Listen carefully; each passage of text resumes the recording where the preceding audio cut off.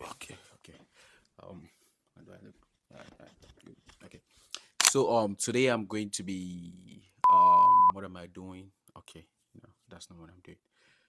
Today actually I'm starting a series on my YouTube channel that I'm going to be sharing different AI tools that we can incorporate into um what do I do? Content creation, into your content creation journey. If you're a photographer, I'm going to be, because I'm a photographer too. So I'm going to be sharing different AI tools we can incorporate into our day-to-day editing life. If you're a videographer and if you take pictures, I'm going to be sharing different AI tools that you can incorporate in your photography business, that are also going to bring you clients and make you do your work lesser. Because I've come to notice that even me as a photographer and as a videographer, I struggle a lot.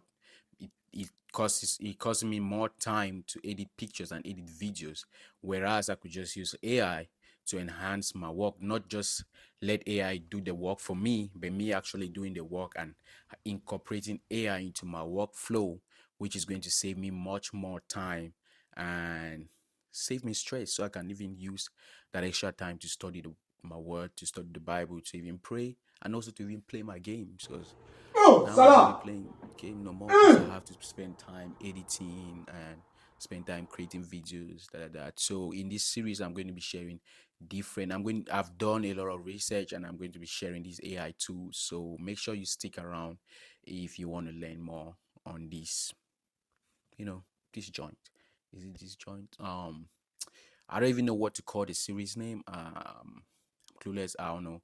Maybe call it let's say how to incorporate AI into your content. Because it's general. It's going to be for videographers, photographers. If you have a name I could call the series, just suggest in the comment section below. And until next time, no, until when the series begins, I'll see you then. Peace.